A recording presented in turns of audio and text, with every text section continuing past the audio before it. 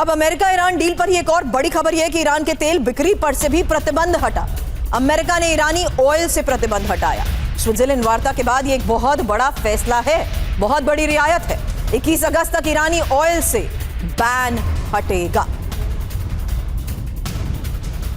फिलहाल US treasury secretary Scott बेसन का यह बयान कि ईरान को 60 दिन का अस्थायी लाइसेंस जारी है, 60 दिन तक तेल बेचने के लिए अनुमति दी है, तेल प्रोडक्शन, डिलीवरी और बिक्री को मंजूरी। स्विट्जरलैंड में ईरान के साथ बातचीत भी अच्छी रही। तो एक तरफ बातचीत अच्छी रही, एक तरफ रियायत देने का फैसला, वहीं दूसरी तरफ डोनाल्ड ट्रंप के ये बयान जिसके मायने भी हमने आपको दिखाए। फिलहाल इस डील को लेकर, ये ऑयल को लेकर जो बड़ा फैसला हुआ है, इंफॉर्मेशन, ईरान से प्रतिबंध हटा है।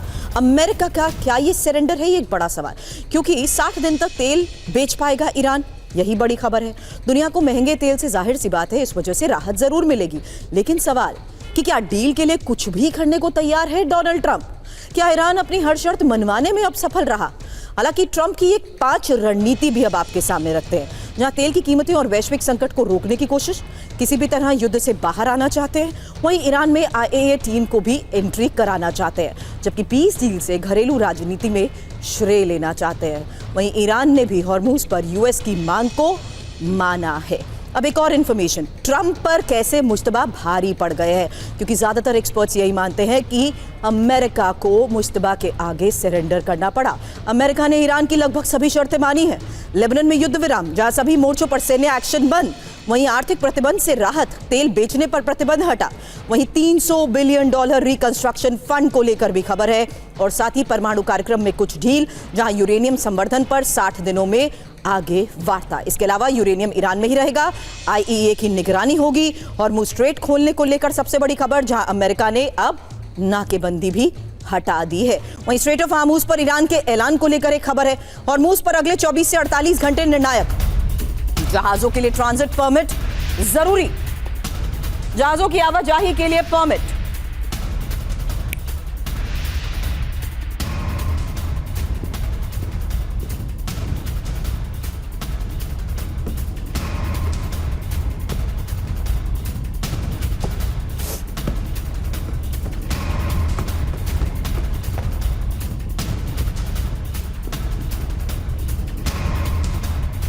अब हॉर्मूज पर ही ईरानी स्पीकर कालिबाफ ने कहा है कि हॉर्मूज का प्रबंधन करेगा ईरान, शिप की आवाजाही के लिए हॉटलाइन की स्थापना, हॉर्मूज विवाद को जल्द सुलझा लिया जाएगा।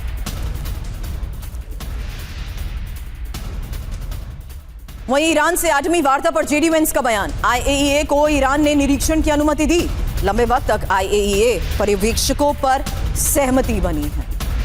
अमेरिका के हालांकि दावे को ईरान ने खारिज कर दिया है, जहां IAEA निरीक्षक पर कोई बात नहीं हुई, ये ईरान ने कहा। यूएस उपराष्ट्रपति जेडी वेंस के दावे गलत हैं।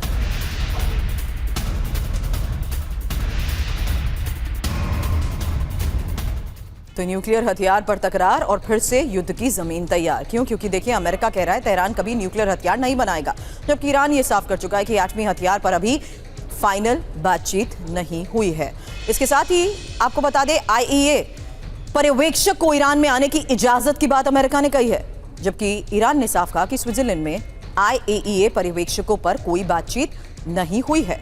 जबकि अमेरिका दावा कर रहा है कि बड़े हथियारों की निगरानी के लिए ईरान तैयार हो चुका है, जबकि ईरान साफ कर चुका है कि अमेरिका के उपराष्ट्रपति जी जेडी वेंस के तमाम दावे गलत हैं। ईरान की तरफ से कोई भी नया वादा नहीं किया गया है, ईरान साफ कर चुका है, जबकि एटमी हथियार पर ईरान ईमानदारी से काम कर रहा है, ये अमेरिका ने कहा है। हालांकि अमेरिका ईरान कूटनीतिक दावपेच जिस तरीके से चल रहे हैं, उसी को लेकर ये बड़ी खबर है। अपनी अपनी जीत दिखाने की दोनों कर रहे हैं कोशिश, और घरेलू वजहों से कमजोर ईरान नहीं दिखना चाहता है, जबकि एटमी प्रोग्राम पर निरीक्षण के लिए ट्रंप का भी दबाव है। साथ ही न्यूक्लियर मुद्दे पर अंतिम समझौता अभी भी दूर है। अब लेबनान पर फिर हमलों की आशंका। आज की एक और बड़ी खबर है, इजरायल की लेबनान को वो चेतावनी जहां इजरायल का प्लेग्राउंड होना चाहिए लेबनान। इजरायली सुरक्षा मंत्री बेन गिवर की धमकी है, यूएस के दबाव के बावजूद ऑपरेशन जारी रहेगा।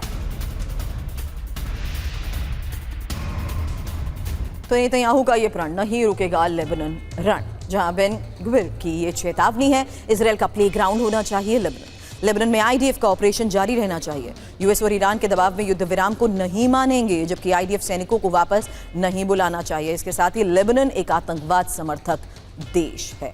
अब यूएस ईरान डील पर इजरायल की चिंता कैसे बढ़ चुकी है? अगली खबर, डील से लेबनान में ईरान मजबूत होगा, डील से हिजबुल्लाह पर कार्रवाई कमजोर होगी। यूरेनियम से ज्यादा लेबनान पर चिंता। इजरायली अधिकारियों के हवाले से ये रिपोर्ट। एक्सियोस की इस रिपोर्ट में क्या दावा किया गया, सुनिए।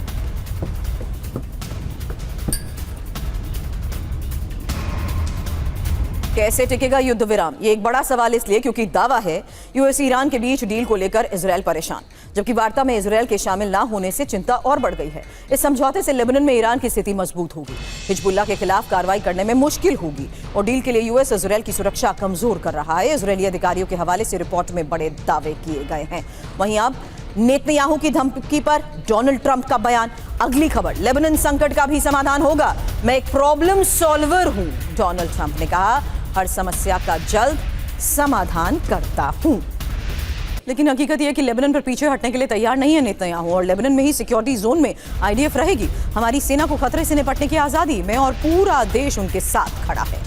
हालांकि लेबनान को लेकर नेतन्याहू जिद पर अड़े हुए हैं और ये साफ कर दिया है कि हिजबुल्लाह के खिलाफ इजरायल की कार्रवाई जारी रहेगी। फिलहाल नेतन्याहू ने क्या कहा? लेबनान में आईडीएफ को एक्शन की पूरी छूट है, हिजबुल्लाह के खात्मे तक ऑपरेशन नहीं रुकेगा, जब तक चाहें सुरक्षा जोन में डटे रहेंगे। उत्तरी इजरायल के लोगों की सुरक्षा जरूरी है और आपको बता दें इजरायल काद्स ने कहा हिजबुल्लाह की सुरंगें और हथियार नष्ट करेंगे। नागरिकों की सुरक्षा हमारी सेना का कर्तव्य है। लेबनान पर इजरायल आईडीएफ के साथ खड़ा है। संदेश समझिए, जहां इजरायल अपनी प्रतिज्ञा से पीछे नहीं हटने वाला है और हिजबुल्लाह के खात्मे तक लेबनान पर हमले भी नहीं रोकेंगे। हालांकि नेतन्याहू की जिद से डील पर भी संकट मंडरा रहा है। अब यूएस से वार्ता के बीच ईरान की जंगी तैयारी को लेकर भी आज एक खबर है, जहां वार्ता के दौरान सैन्य तैयारी को ईरान मजबूत कर रहा है और ईरान के रक्षा मंत्री माजिद रेजा की चेतावनी, यूएस शर्त तोड़ेगा तो करारा जवाब मिलेगा।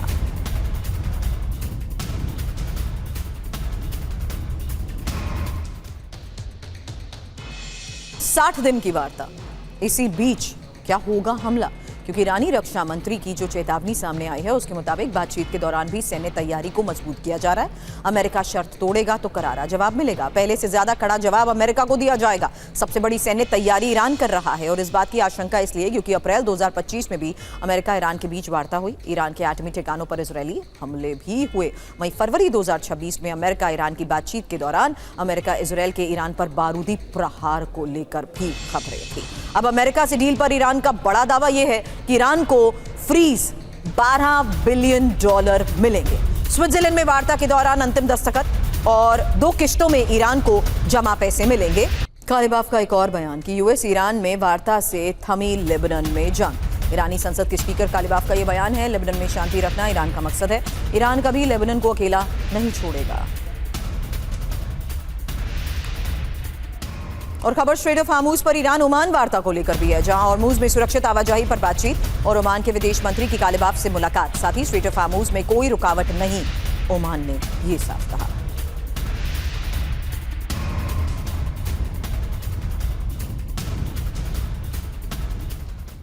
तो यूएस ईरान में नहीं भरोसा, अब ओमान क्या करेगा? क्योंकि खबर यह है कि स्विट्जरलैंड में अमेरिका और ईरान की वार्ता और ईरान ने यूएस से वार्ता को जल्द खत्म कर दिया। ईरानी स्पीकर विदेश मंत्री ओमान के मस्कट गए और ओमान के विदेश मंत्री सैयद बद्र बुसैदी से मुलाकात की। स्ट्रेट ऑफ हार्मुज के मुद्दे पर दोनों पक्षों में बातचीत हुई।